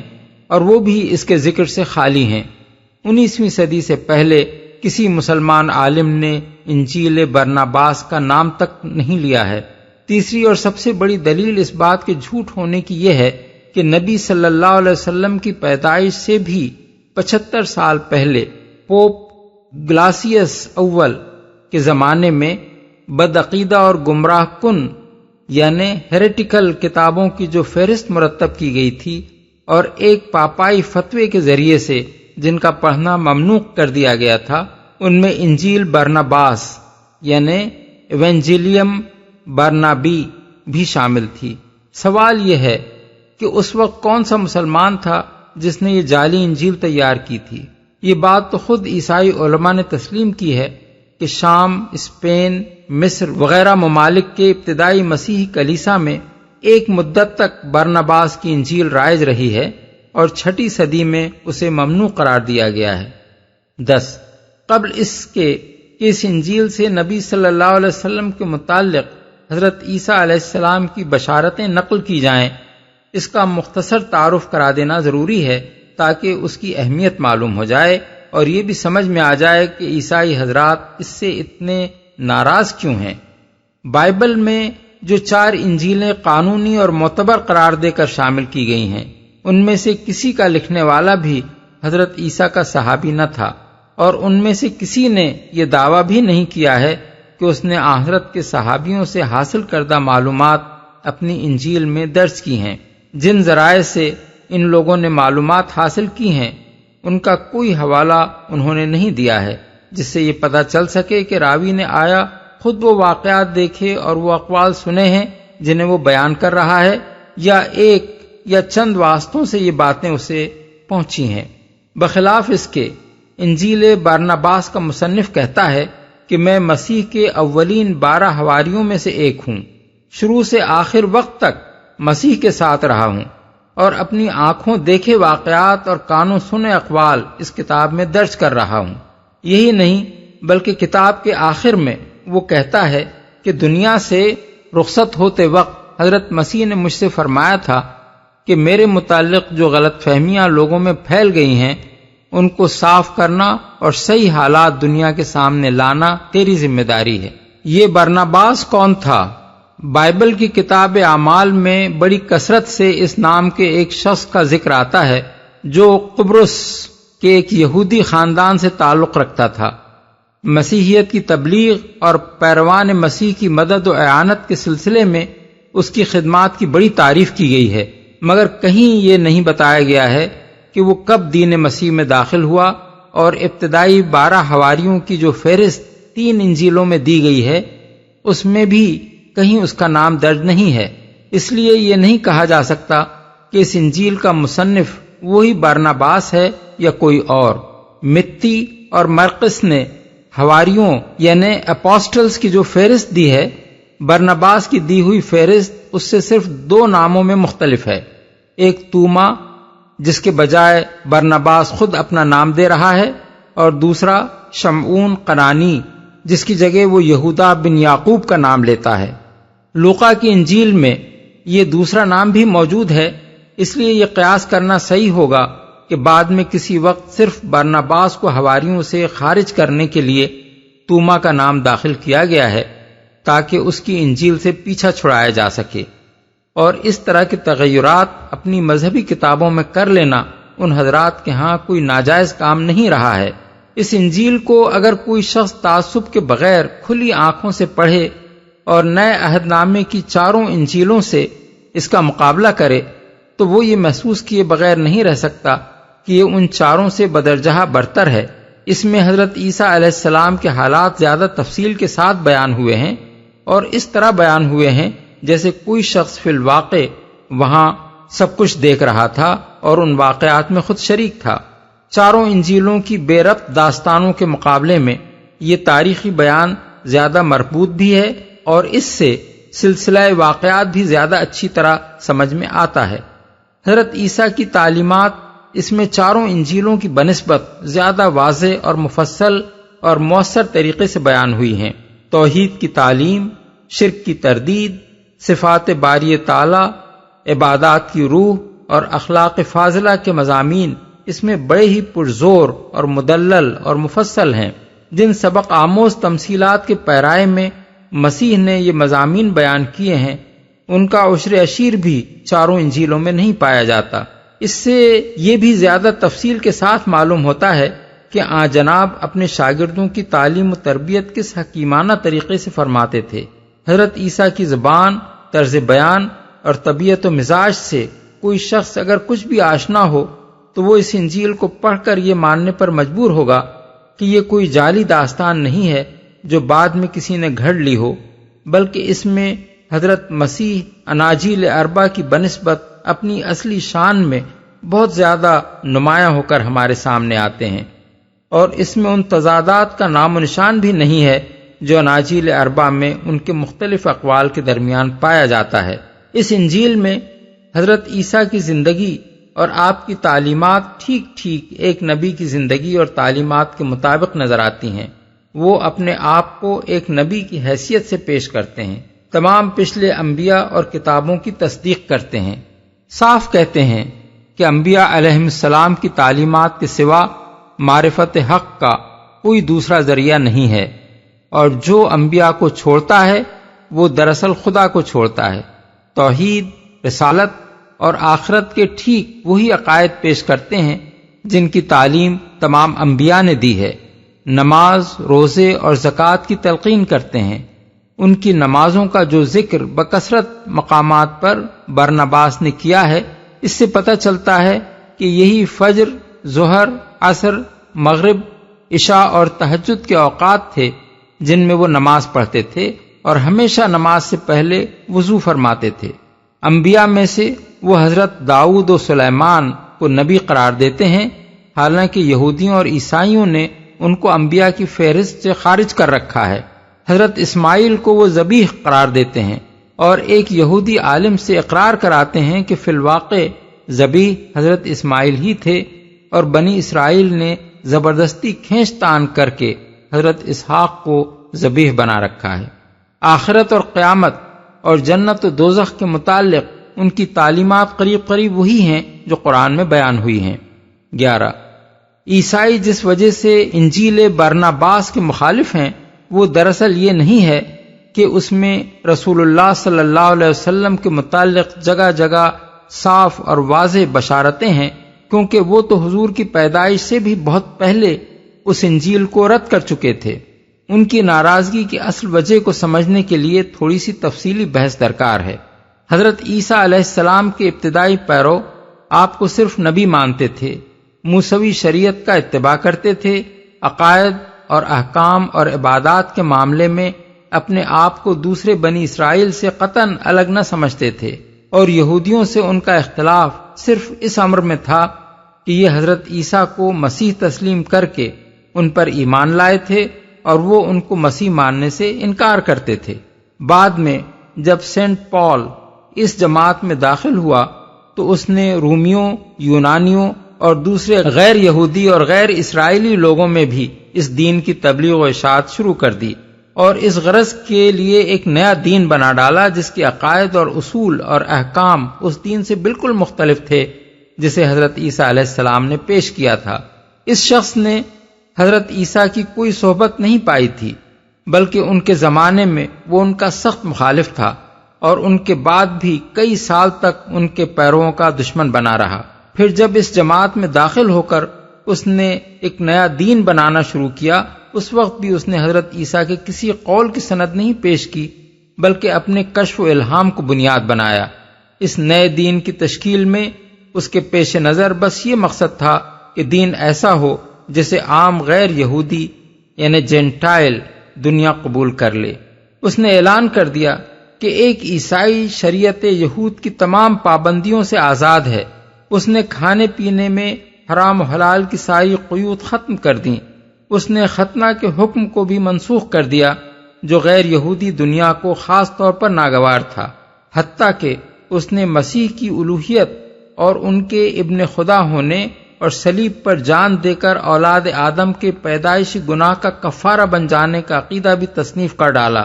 کیونکہ عام مشرکین کے مزاج سے یہ بہت مناسبت رکھتا تھا۔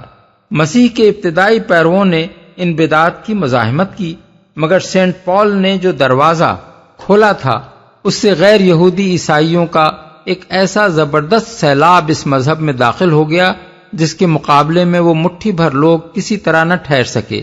تاہم تیسری صدی عیسوی کے اختتام تک بکثرت لوگ ایسے موجود تھے جو مسیح کی الوہیت کے عقیدے سے انکار کرتے تھے، مگر چوتھی صدی کے آغاز یعنی 325 عیسوی میں نیقیہ کی کونسل نے پولوسی عقائد کو قطعی طور پر مسیحیت کا مسلم مذہب قرار دے دیا، اور پھر رومی سلطنت خود عیسائی ہو گئی، اور قیصر تھیوڈوسس کے زمانے میں یہی مذہب سلطنت کا سرکاری مذہب بن گیا۔ اس کے بعد قدرتی بات تھی کہ وہ تمام کتابیں جو اس عقیدے کے خلاف ہوں مردود قرار دے دی جائیں، اور صرف وہی کتابیں معتبر ٹھہرائی جائیں جو اس عقیدے سے مطابقت رکھتی ہوں۔ سن 367 میں پہلی مرتبہ اتھاناسیوس کے ایک خط کے ذریعے معتبر و مسلم کتابوں کے ایک مجموعے کا اعلان کیا گیا، اور پھر اس کی توثیق سن 382 میں پوپ ڈیمیسیس کے زیر صدارت ایک مجلس نے کی، اور 5ویں صدی کے آخر میں پوپ گلاسیوس نے اس مجموعے کو مسلم قرار دینے کے ساتھ ساتھ ان کتابوں کی ایک فہرست مرتب کر دی جو غیر مسلم تھیں۔ حالانکہ جن پولوسی عقائد کو بنیاد بنا کر مذہبی کتابوں کے معتبر اور غیر معتبر ہونے کا یہ فیصلہ کیا گیا تھا،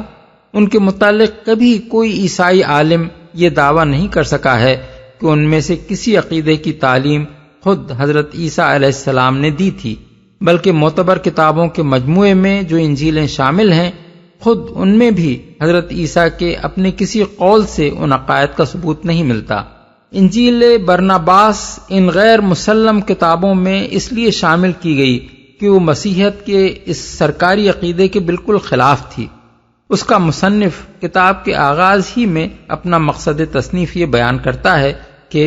ان لوگوں کے خیالات کی اصلاح کی جائے جو شیطان کے دھوکے میں آ کر یسوع کو ابن اللہ قرار دیتے ہیں، ختنہ کو غیر ضروری ٹھہراتے ہیں اور حرام کھانوں کو حلال کر دیتے ہیں، جن میں سے ایک دھوکہ کھانے والا پولوس بھی ہے۔ وہ بتاتا ہے کہ جب حضرت عیسیٰ دنیا میں موجود تھے، اس زمانے میں ان کے معجزات کو دیکھ کر سب سے پہلے مشرک رومی سپاہیوں نے ان کو خدا اور بعض نے خدا کا بیٹا کہنا شروع کیا۔ پھر یہ چھوت بنی اسرائیل کے عوام کو بھی لگ گئی۔ اس پر حضرت عیسیٰ سخت پریشان ہوئے۔ انہوں نے بار بار نہایت شدت کے ساتھ اپنے متعلق اس غلط عقیدے کی تردید کی اور ان لوگوں پر لعنت بھیجی جو ان کے متعلق ایسی باتیں کہتے تھے۔ پھر انہوں نے اپنے شاگردوں کو پورے یہودیہ میں اس عقیدے کی تردید کے لیے بھیجا، اور ان کی دعا سے شاگردوں کے ہاتھوں بھی وہی معجزے صادر کرائے گئے جو خود حضرت عیسیٰ سے صادر ہوتے تھے، تاکہ لوگ اس غلط خیال سے باز آ جائیں کہ جس شخص سے یہ معجزے صادر ہو رہے ہیں وہ خدا یا خدا کا بیٹا ہے۔ اس سلسلے میں وہ حضرت عیسیٰ کی مفصل تقریریں نقل کرتا ہے جن میں انہوں نے بڑی سختی کے ساتھ اس غلط عقیدے کی تردید کی تھی، اور جگہ جگہ یہ بتاتا ہے کہ جناب اس گمراہی کے پھیلنے پر کس قدر پریشان تھے۔ مزید برآں وہ اس پولوسی عقیدے کی بھی صاف صاف تردید کرتا ہے کہ مسیح علیہ السلام نے صلیب پر جان دی تھی۔ وہ اپنے چشم دید حالات یہ بیان کرتا ہے کہ جب یہودا اسکریوتی یہودیوں کے سردار کاہن سے رشوت لے کر حضرت عیسیٰ کو گرفتار کرانے کے لیے سپاہیوں کو لے کر آیا تو اللہ تعالیٰ کے حکم سے 4 فرشتے جناب کو اٹھا لے گئے، اور یہودا اسکریوتی کی شکل اور آواز بالکل وہی کر دی گئی جو حضرت عیسیٰ کی تھی۔ صلیب پر وہی چڑھایا گیا تھا، نہ کہ حضرت عیسیٰ۔ اس طرح یہ انجیل پولوسی مسیحیت کی جڑ کاٹ دیتی ہے اور قرآن کے بیان کی پوری توثیق کرتی ہے، حالانکہ نزول قرآن سے 115 سال پہلے اس کے ان بیانات ہی کی بنا پر مسیح پادری اسے رد کر چکے تھے۔ 12 اس بحث سے یہ بات واضح ہو جاتی ہے کہ انجیل برناباس در حقیقت اناجیل 4 سے زیادہ معتبر انجیل ہے۔ مسیح علیہ السلام کی تعلیمات اور سیرت اور اقوال کی صحیح ترجمانی کرتی ہے، اور یہ عیسائیوں کی اپنی بدقسمتی ہے کہ اس انجیل کے ذریعے سے اپنے عقائد کی تصحیح اور حضرت مسیح کی اصل تعلیمات کو جاننے کا جو موقع ان کو ملا تھا اسے محض ضد کی بنا پر انہوں نے کھو دیا۔ اس کے بعد ہم پورے اطمینان کے ساتھ وہ بشارتیں نقل کر سکتے ہیں جو رسول اللہ صلی اللہ علیہ وسلم کے بارے میں برناباس نے حضرت عیسیٰ سے روایت کی ہیں۔ ان بشارتوں میں کہیں حضرت عیسیٰ حضور کا نام لیتے ہیں، کہیں رسول اللہ کہتے ہیں، کہیں آپ کے لیے مسیح کا لفظ استعمال کرتے ہیں، کہیں قابل تعریف یعنی ایڈمائربل کہتے ہیں، اور کہیں صاف صاف ایسے فقرے ارشاد فرماتے ہیں جو بالکل لا الہ الا اللہ محمد الرسول اللہ کے ہم معنی ہیں۔ ہمارے لیے ان ساری بشارتوں کو نقل کرنا مشکل ہے، کیونکہ وہ اتنی زیادہ ہیں اور جگہ جگہ مختلف پیرایوں اور سیاق و سباق میں آئی ہیں کہ ان سے ایک اچھا خاصا رسالہ مرتب ہو سکتا ہے۔ یہاں ہم محض بطور نمونہ ان میں سے چند کو نقل کرتے ہیں۔ تمام انبیاء جن کو خدا نے دنیا میں بھیجا، جن کی تعداد 1,44,000 تھی، انہوں نے ابہام کے ساتھ بات کی، مگر میرے بعد تمام انبیاء اور مقدس ہستیوں کا نور آئے گا جو انبیاء کی کہی ہوئی باتوں کے اندھیرے پر روشنی ڈال دے گا، کیونکہ وہ خدا کا رسول ہے۔ باب 17۔ فریسیوں اور لاویوں نے کہا، اگر تو نہ مسیح ہے، نہ الیاس، نہ کوئی اور نبی، تو کیوں تو نئی تعلیم دیتا ہے اور اپنے آپ کو مسیح سے بھی زیادہ بنا کر پیش کرتا ہے؟ یسوع نے جواب دیا، جو معجزے خدا میرے ہاتھ سے دکھاتا ہے وہ یہ ظاہر کرتے ہیں کہ میں وہی کچھ کہتا ہوں جو خدا چاہتا ہے، ورنہ در حقیقت میں اپنے آپ کو اس یعنی مسیح سے بڑا شمار کیے جانے کے قابل نہیں قرار دیتا جس کا تم ذکر کر رہے ہو۔ میں تو اس خدا کے رسول کے موزے کے بند یا اس کی جوتی کے تسمے کھولنے کے لائق بھی نہیں ہوں جس کو تم مسیح کہتے ہو، جو مجھ سے پہلے بنایا گیا تھا اور میرے بعد آئے گا اور صداقت کی باتیں لے کر آئے گا تاکہ اس کے دین کی کوئی انتہا نہ ہو۔ باب 42۔ بالیقین میں تم سے کہتا ہوں کہ ہر نبی جو آیا ہے وہ صرف ایک قوم کے لیے خدا کی رحمت کا نشان بن کر پیدا ہوا ہے۔ اس وجہ سے ان انبیاء کی باتیں ان لوگوں کے سوا کہیں اور نہیں پھیلیں جن کی طرف وہ بھیجے گئے تھے، مگر خدا کا رسول جب آئے گا خدا گویا اس کو اپنے ہاتھ کی مہر دے دے گا، یہاں تک کہ وہ دنیا کی تمام قوموں کو جو اس کی تعلیم پائیں گی نجات اور رحمت پہنچا دے گا۔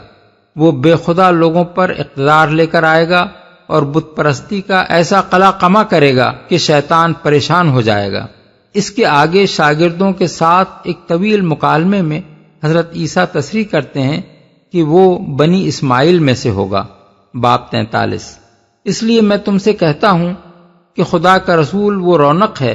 جس سے خدا کی پیدا کی ہوئی قریب قریب تمام چیزوں کو خوشی نصیب ہوگی، کیونکہ وہ فہم اور نصیحت، حکمت اور طاقت، خشیت اور محبت، حزم اور ورع کی روح سے آراستہ ہے۔ وہ فیاضی اور رحمت، عدل اور تقوی، شرافت اور صبر کی روح سے مزین ہے، جو اس نے خدا سے ان تمام چیزوں کی بنسبت 3 گنی پائی ہے جنہیں خدا نے اپنی مخلوق میں سے یہ روح بخشی ہے۔ کیسا مبارک وقت ہوگا جب وہ دنیا میں آئے گا۔ یقین جانو میں نے اس کو دیکھا ہے اور اس کی تعظیم کی ہے، جس طرح ہر نبی نے اس کو دیکھا ہے۔ اس کی روح کو دیکھنے ہی سے خدا نے ان کو نبوت دی، اور جب میں نے اس کو دیکھا تو میری روح سکینت سے بھر گئی، یہ کہتے ہوئے کہ اے محمد خدا تمہارے ساتھ ہو، اور وہ مجھے تمہاری جوتی کے تسمے باندھنے کے قابل بنا دے، کیونکہ یہ مرتبہ بھی پالوں تو میں ایک بڑا نبی اور خدا کی ایک مقدس ہستی ہو جاؤں گا۔ باب 44۔ میرے جانے سے تمہارا دل پریشان نہ ہو، نہ تم خوف کرو، کیونکہ میں نے تم کو پیدا نہیں کیا ہے، بلکہ خدا ہمارا خالق جس نے تمہیں پیدا کیا ہے وہی تمہاری حفاظت کرے گا۔ رہا میں تو اس وقت میں دنیا میں اس رسول خدا کے لیے راستہ تیار کرنے آیا ہوں جو دنیا کے لیے نجات لے کر آئے گا۔ اندریاس نے کہا، استاد ہمیں اس کی نشانی بتا دے تاکہ ہم اسے پہچان لیں۔ یسوع نے جواب دیا، وہ تمہارے زمانے میں نہیں آئے گا بلکہ تمہارے کچھ سال بعد آئے گا، جبکہ میری انجیل ایسی مسخ ہو چکی ہوگی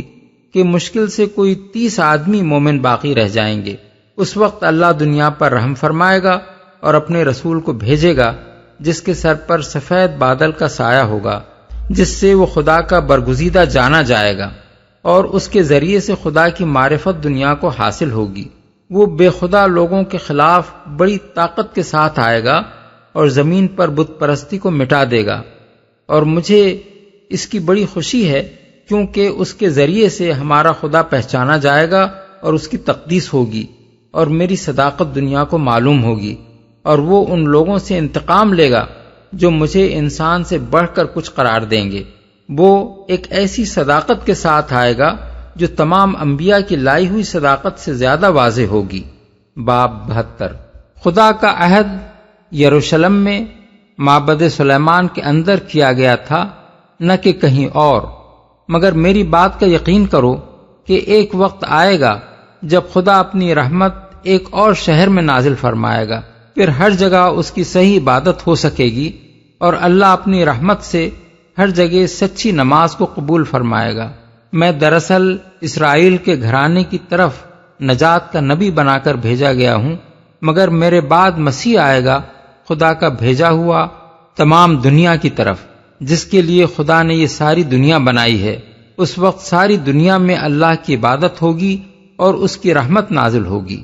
باب 83۔ یسوع نے سردار کاہن سے کہا، زندہ خدا کی قسم جس کے حضور میری جان حاضر ہے، میں وہ مسیح نہیں ہوں جس کی آمد کا تمام دنیا کی قومیں انتظار کر رہی ہیں، جس کا وعدہ خدا نے ہمارے باپ ابراہیم سے یہ کہہ کر کیا تھا کہ تیری نسل کے وسیلے سے زمین کی سب قومیں برکت پائیں گی۔ پیدائش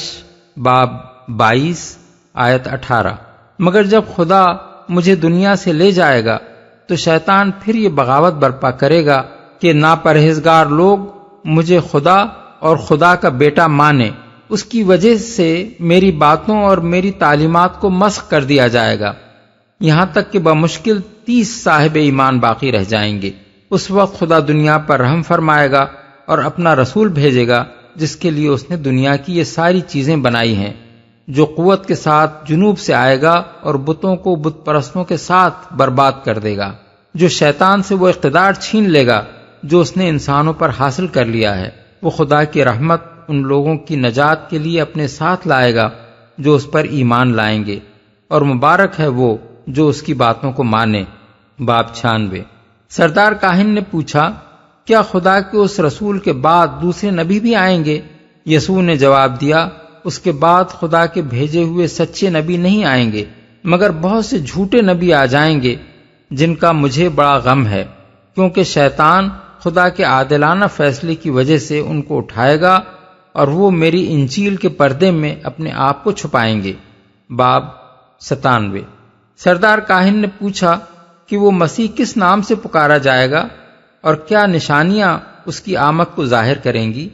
یسوع نے جواب دیا، اس مسیح کا نام قابل تعریف ہے، کیونکہ خدا نے جب اس کی روح پیدا کی تھی اس وقت اس کا یہ نام خود رکھا تھا، اور وہاں اسے ایک ملکوتی شان میں رکھا گیا تھا۔ خدا نے کہا، اے محمد انتظار کر، کیونکہ تیری خاطر میں جنت، دنیا اور بہت سی مخلوق پیدا کروں گا اور اس کو تجھے تحفے کے طور پر دوں گا، یہاں تک کہ جو تیری تبریک کرے گا اسے برکت دی جائے گی، اور جو تجھ پر لعنت کرے گا اس پر لعنت کی جائے گی۔ جب میں تجھے دنیا کی طرف بھیجوں گا تو میں تجھ کو اپنے پیغامبر نجات کی حیثیت سے بھیجوں گا۔ تیری بات سچی ہوگی، یہاں تک کہ زمین و آسمان ٹل جائیں گے مگر تیرا دین نہیں ٹلے گا، سو اس کا مبارک نام محمد ہے۔ باب 97۔ بارنباس لکھتا ہے کہ ایک موقع پر شاگردوں کے سامنے حضرت عیسیٰ نے بتایا کہ میرے ہی شاگردوں میں سے ایک، جو بعد میں یہودا اسکریوتی نکلا، مجھے 30 سکوں کے عوض دشمنوں کے ہاتھ بیچ دے گا۔ پھر فرمایا، اس کے بعد مجھے یقین ہے کہ جو مجھے بیچے گا وہی میرے نام سے مارا جائے گا، کیونکہ خدا مجھے زمین سے اوپر اٹھا لے گا اور اس غدار کی صورت ایسی بدل دے گا کہ ہر شخص یہ سمجھے گا کہ وہ میں ہی ہوں۔ تاہم جب وہ ایک بری موت مرے گا تو ایک مدت تک میری ہی تذلیل ہوتی رہے گی، مگر جب محمد خدا کا مقدس رسول آئے گا تو میری وہ بدنامی دور کر دی جائے گی، اور خدا یہ اس لیے کرے گا کہ میں نے اس مسیح کی صداقت کا اقرار کیا ہے۔ وہ مجھے اس کا یہ انعام دے گا کہ لوگ یہ جان لیں گے کہ میں زندہ ہوں اور اس ذلت کی موت سے میرا کوئی واسطہ نہیں ہے۔ باب 113۔ شاگردوں سے حضرت عیسیٰ نے کہا، بے شک میں تم سے کہتا ہوں کہ اگر موسیٰ کی کتاب سے صداقت مسخ نہ کر دی گئی ہوتی تو خدا ہمارے باپ داؤد کو ایک دوسری کتاب نہ دیتا، اور اگر داؤد کی کتاب میں تحریف نہ کی گئی ہوتی تو خدا مجھے انجیل نہ دیتا، کیونکہ خداوند ہمارا خدا بدلنے والا نہیں ہے، اور اس نے سب انسانوں کو ایک ہی پیغام دیا ہے۔ لہذا جب اللہ کا رسول آئے گا تو وہ اس لیے آئے گا کہ ان ساری چیزوں کو صاف کر دے جن سے بے خدا لوگوں نے میری کتاب کو آلودہ کر دیا ہے۔ باب 124۔ ان صاف اور مفصل پیشین گوئیوں میں صرف 3 چیزیں ایسی ہیں جو بادی النظر میں نگاہ کو کھٹکتی ہیں۔ ایک یہ کہ ان میں اور انجیل برناباس کی متعدد دوسری عبارتوں میں حضرت عیسیٰ علیہ السلام نے اپنے مسیح ہونے کا انکار کیا ہے۔ دوسری یہ کہ صرف انہی عبارتوں میں نہیں بلکہ اس انجیل کے بہت سے مقامات پر رسول اللہ صلی اللہ علیہ وسلم کا اصل عربی نام محمد لکھا گیا ہے، حالانکہ یہ انبیاء کی پیشین گوئیوں کا عام طریقہ نہیں ہے کہ بعد کی آنے والی کسی ہستی کا اصل نام لیا جائے۔ تیسری یہ کہ اس میں حضرت صلی اللہ علیہ وسلم کو مسیح کہا گیا ہے۔ پہلے شبہ کا جواب یہ ہے کہ صرف انجیل برناباس ہی میں نہیں بلکہ لوقا کی انجیل میں بھی یہ ذکر موجود ہے کہ حضرت عیسیٰ نے اپنے شاگردوں کو اس بات سے منع کیا تھا کہ وہ آپ کو مسیح کہیں۔ لوقا کے الفاظ یہ ہیں، اس نے ان سے کہا، لیکن تم مجھے کیا کہتے ہو؟ پطرس نے جواب میں کہا، خدا کا مسیح۔ اس نے ان کو تاکید کر کے حکم دیا کہ یہ کسی سے نہ کہنا۔ باب 9 آیات 20-21۔ غالباً اس کی وجہ یہ تھی کہ بنی اسرائیل جس مسیح کے منتظر تھے اس کے متعلق ان کا خیال یہ تھا کہ وہ تلوار کے زور سے دشمنان حق کو مغلوب کرے گا، اس لیے حضرت عیسیٰ علیہ السلام نے فرمایا کہ وہ مسیح میں نہیں ہوں بلکہ وہ میرے بعد آنے والا ہے۔ دوسرے شبے کا جواب یہ ہے کہ برناباس کا جو اطالوی ترجمہ اس وقت دنیا میں موجود ہے اس کے اندر تو حضور کا نام بے شک محمد لکھا ہوا ہے، مگر یہ کسی کو بھی معلوم نہیں ہے کہ یہ کتاب کن کن زبانوں سے ترجمہ در ترجمہ ہوتی ہوئی اطالوی زبان میں پہنچی ہے۔ ظاہر ہے کہ اصل انجیل برناباس سریانی زبان میں ہوگی، کیونکہ وہ حضرت عیسیٰ اور ان کے ساتھیوں کی زبان تھی۔ اگر وہ اصل کتاب دستیاب ہوتی تو دیکھا جا سکتا تھا کہ اس میں حضرت صلی اللہ علیہ وسلم کا اسم گرامی کیا لکھا گیا تھا۔ اب جو کچھ قیاس کیا جا سکتا ہے وہ یہ ہے کہ اصل میں تو حضرت عیسیٰ نے لفظ منحمنا استعمال کیا ہوگا، جیسا کہ ہم ابن اسحاق کے دیے ہوئے انجیل یوحنا کے حوالے سے بتا چکے ہیں۔ پھر مختلف مترجموں نے اپنی اپنی زبانوں میں اس کے ترجمے کر دیے ہوں گے۔ اس کے بعد غالباً کسی مترجم نے یہ دیکھ کر کہ پیشین گوئی میں آنے والے کا جو نام بتایا گیا ہے وہ بالکل لفظ محمد کا ہم معنی ہے، آپ کا یہی اسم گرامی لکھ دیا ہوگا۔ اس لیے صرف اس نام کی تصریح یہ شبہ پیدا کرنے کے لیے ہرگز کافی نہیں ہے کہ پوری انجیل برناباس کسی مسلمان نے جعلی تصنیف کر دی ہے۔ تیسرے شبہ کا جواب یہ ہے کہ لفظ مسیح در حقیقت ایک اسرائیلی اصطلاح ہے جسے قرآن مجید میں مخصوص طور پر حضرت عیسیٰ کے لیے صرف اس بنا پر استعمال کیا گیا ہے کہ یہودی ان کے مسیح ہونے کا انکار کرتے تھے، ورنہ یہ نہ قرآن کی اصطلاح ہے نہ قرآن میں کہیں اس کو اسرائیلی اصطلاح کے معنوں میں استعمال کیا گیا ہے۔ اس لیے رسول اللہ صلی اللہ علیہ وسلم کے حق میں اگر حضرت عیسیٰ علیہ السلام نے لفظ مسیح استعمال کیا ہو اور قرآن میں آپ کے لیے یہ لفظ استعمال نہ کیا گیا ہو تو اس سے یہ نتیجہ نہیں نکالا جا سکتا کہ انجیل برناباس آپ کی طرف کوئی ایسی چیز منسوب کرتی ہے جس سے قرآن انکار کرتا ہے۔ دراصل بنی اسرائیل کے ہاں قدیم طریقہ یہ تھا کہ کسی چیز یا کسی شخص کو جب کسی مقدس مقصد کے لیے مختص کیا جاتا تھا تو اس چیز پر یا اس شخص کے سر پر تیل مل کر اسے متبرک یعنی کانسیکریٹ کر دیا جاتا تھا۔ عبرانی زبان میں تیل ملنے کے اس فعل کو مسح کہتے تھے، اور جس پر یہ ملا جاتا تھا اسے مسیح کہا جاتا تھا۔ عبادت گاہ کے ظروف اسی طریقے سے مسح کر کے عبادت کے لیے وقف کیے جاتے تھے۔ کاہنوں کو کہانت یعنی پریسٹہوڈ کے منصب پر معمور کرتے وقت بھی مسح کیا جاتا تھا۔ بادشاہ اور نبی بھی جب خدا کی طرف سے بادشاہت یا نبوت کے لیے نامزد کیے جاتے تو انہیں مسح کیا جاتا۔ چنانچہ بائبل کی روح سے بنی اسرائیل کی تاریخ میں بکثرت مسیح پائے جاتے ہیں۔ حضرت ہارون کاہن کی حیثیت سے مسیح تھے، حضرت موسیٰ کاہن اور نبی کی حیثیت سے، طالوت بادشاہ کی حیثیت سے، حضرت داؤد بادشاہ اور نبی کی حیثیت سے، ملک صدق بادشاہ اور کاہن کی حیثیت سے، اور حضرت الیسع نبی کی حیثیت سے مسیح تھے۔ بعد میں یہ بھی ضروری نہ رہا کہ تیل مل کر ہی کسی کو معمور کیا جائے، بلکہ محض کسی کا معمور من اللہ ہونا ہی مسیح ہونے کا ہم معنی بن گیا تھا۔ مثال کے طور پر دیکھیے، 1 سلاطین باب 19 میں ذکر آیا ہے کہ خدا نے حضرت الیاس یعنی ایلیاہ کو حکم دیا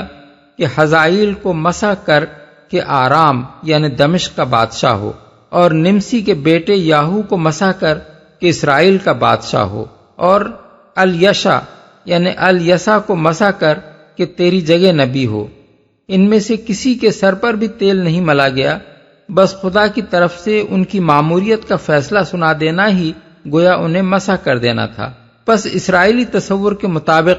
لفظ مسیح در حقیقت معمور من اللہ کا ہم معنی تھا، اور اسی معنی میں حضرت عیسیٰ علیہ السلام نے رسول اللہ صلی اللہ علیہ وسلم کے لیے اس لفظ کو استعمال کیا تھا۔ لفظ مسیح کے اسرائیلی مفہوم کی تشریح کے لیے ملاحظہ ہو سائیکلوپیڈیا آف ببلیکل لٹریچر، لفظ یہ سیاہ، یہ تو صریح دھوکہ ہے۔ اصل میں لفظ سحر استعمال ہوا ہے۔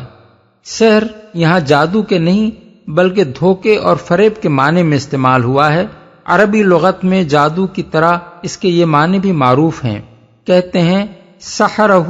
اے خدعہ، اس نے فلاں شخص پر سحر کیا یعنی اس کو فریب دیا۔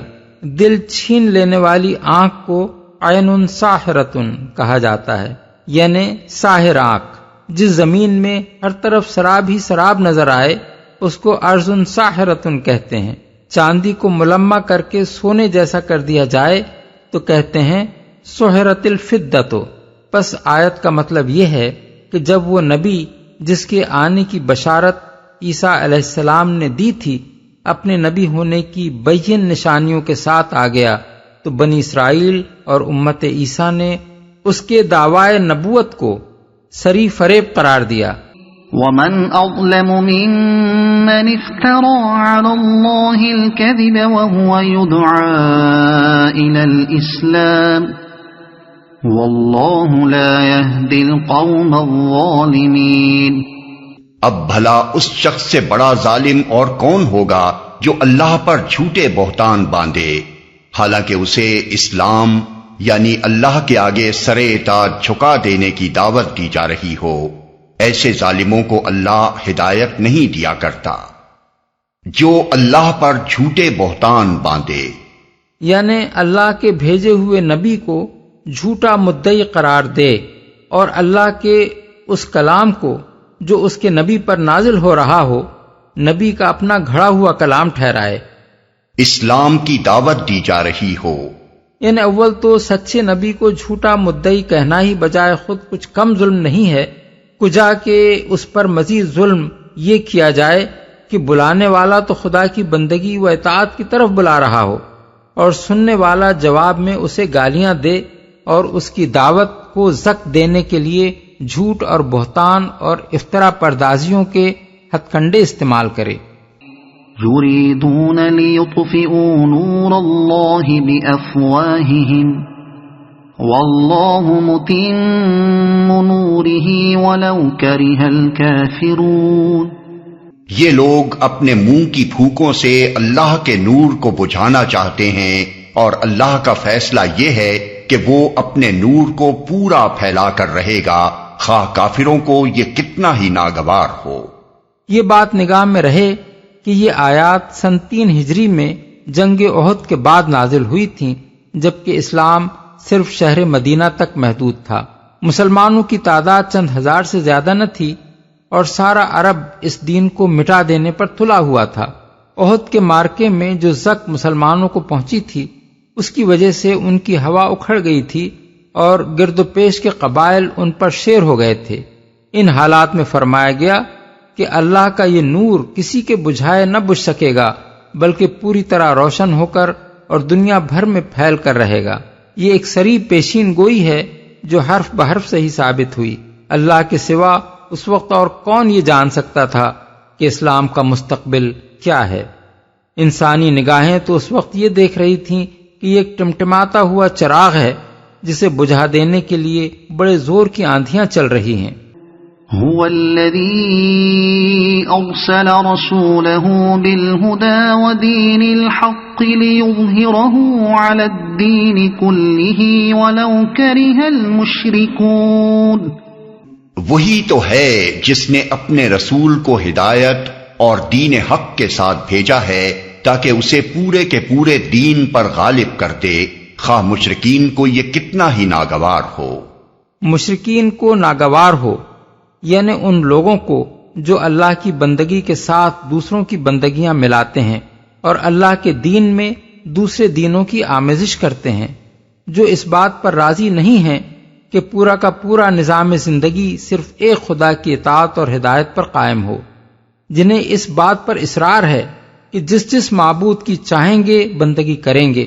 اور جن فلسفوں اور نظریات پر چاہیں گے اپنے عقائد و اخلاق اور تہذیب و تمدن کی بنیاد رکھیں گے۔ ایسے سب لوگوں کے علی الرغم یہ فرمایا جا رہا ہے کہ اللہ کا رسول ان کے ساتھ مصالحت کرنے کے لیے نہیں بھیجا گیا ہے، بلکہ اس لیے بھیجا گیا ہے کہ جو ہدایت اور دین حق وہ اللہ کی طرف سے لایا ہے اسے پورے دین یعنی نظام زندگی کے ہر شعبے پر غالب کر دے۔ یہ کام اسے بہرحال کر کے رہنا ہے، کافر اور مشرک مان لیں تو اور نہ مانے تو، اور مزاحمت میں ایڑی چوٹی کا زور لگا دیں تو، رسول کا یہ مشن ہر حالت میں پورا ہو کر رہے گا۔ یہ اعلان اس سے پہلے قرآن میں 2 جگہ ہو چکا ہے، ایک سورہ توبہ آیت 33 میں، دوسرے سورہ فتح آیت 28 میں۔ اب تیسری مرتبہ اسے یہاں دہرایا جا رہا ہے۔